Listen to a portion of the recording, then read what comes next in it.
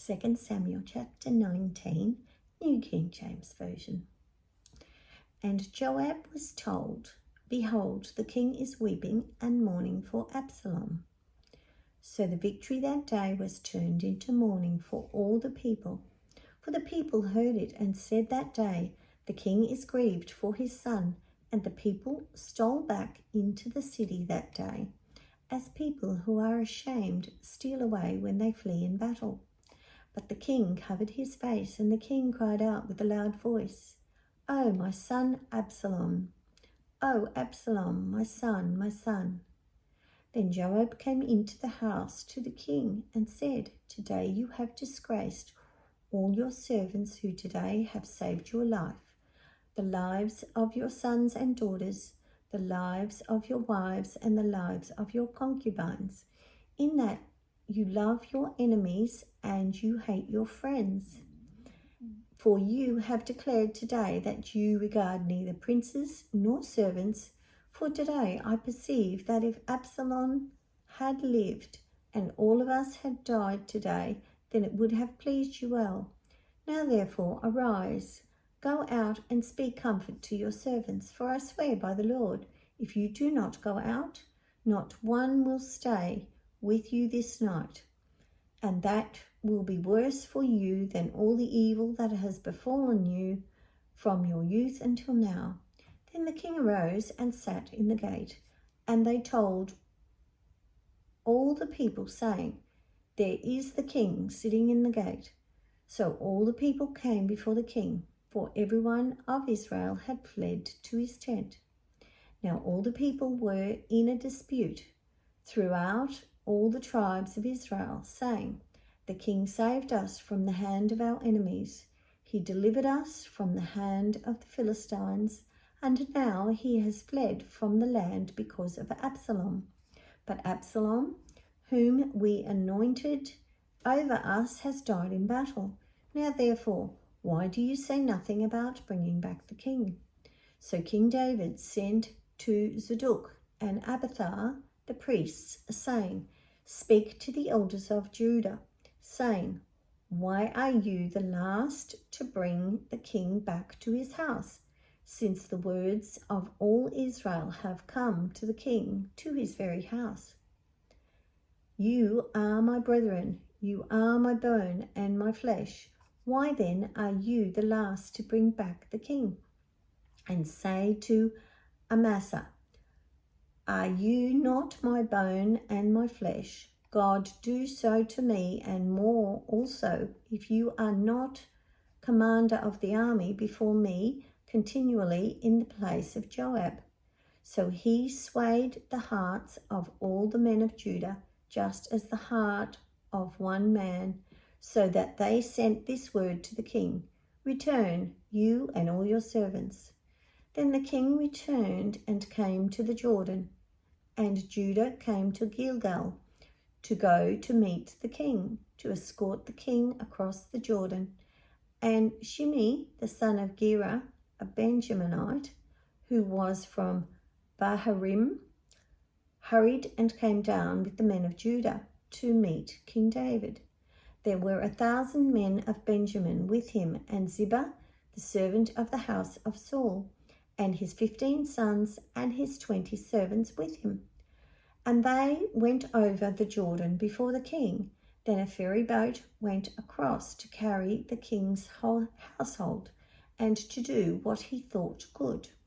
Now Shimei, the son of Gera, fell down before the king when he had crossed the Jordan. Then he said to the king, Do not let my lord impute iniquity to me, or remember what wrong your servant did on that day that my lord the king left Jerusalem, that the king should take it to heart. For I, your servant, know that I have sinned. Therefore, here I am, the first to come today of all the house of Joseph, to go down to meet my lord the king. But Abishai, the son of Zeruiah, answered and said, Shall not Shimei be put to death for this, because he cursed the Lord's anointed? And David said, What have I to do with you? you sons of Zeruiah, that you should be adversaries to me today? Shall any man be put to death today in Israel? For do I not know that today I am king over Israel? Therefore the king said to Shimei, you shall not die. And the king swore to him. Now Mephibosheth, the son of Saul, came down to meet the king, and he had not cared for his feet, nor trimmed his mustache, nor washed his clothes from the day the king departed until the day he returned in peace. So it was when he had come to Jerusalem to meet the king, and the king said to him, why did you not go with me, Mephibosheth? And he answered, my lord, O king, my servant deceived me.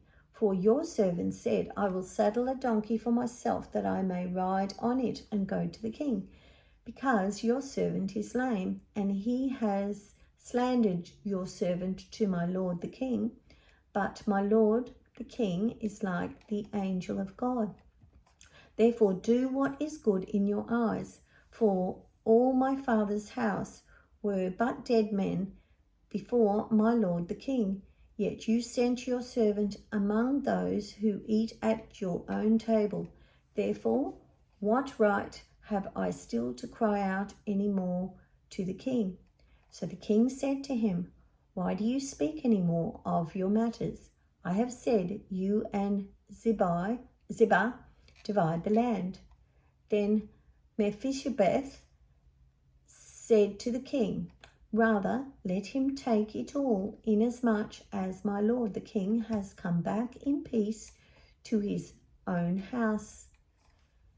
And Barzillai the Gileadite came down from Rogelim and went across the Jordan with the king to escort him across the Jordan.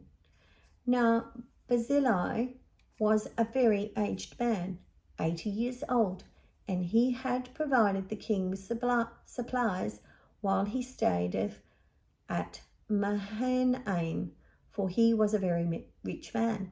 And the king said to Barzillai, come across with me, and I will provide for you while you are with me in Jerusalem. But Barzillai said to the king, how long have I to live, that I should go up with the king to Jerusalem? I am today 80 years old. Can I discern between the good and the bad? Can your servant taste what I eat or what I drink? Can I hear any longer the voice of singing men and singing women? Why then should your servant be a further burden to my lord the king? Your servant will go a little way across the Jordan with the king. And why should the king repay me with such a reward? Please let your servant turn back again, that I may die in my own city, near the grave of my father and mother. But here is your servant Chimham. Let him cross over with my lord the king, and do for him what seems good to you. And the king answered, Chimham shall cross over with me, and I will do for him what seems good to you. Now whatever you request of me, I will do for you. Then all the people went over the Jordan, and when the king had crossed over, the king kissed Barzillai and blessed him, and he returned to his own place.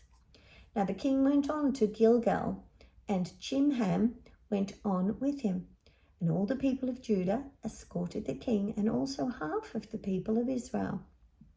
Just then all the men of Israel came to the king and said to the king, why have our brethren, the men of Judah, stolen you away and brought the king, his household, and all David's men with him across the Jordan? So all the men of Judah answered, and the men of Israel, because the king is a close relative of ours, why then are you angry over this matter? Have we ever eaten at the king's expense, or has he given us any gift? And the men of Israel answered the men of Judah and said, we have 10 shares in the king. Therefore, we also have more right to David than you. Why then do you despise us? Were we not the first to advise, bring back our king. Yet the words of the men of Judah were fiercer than the words of the men of Israel.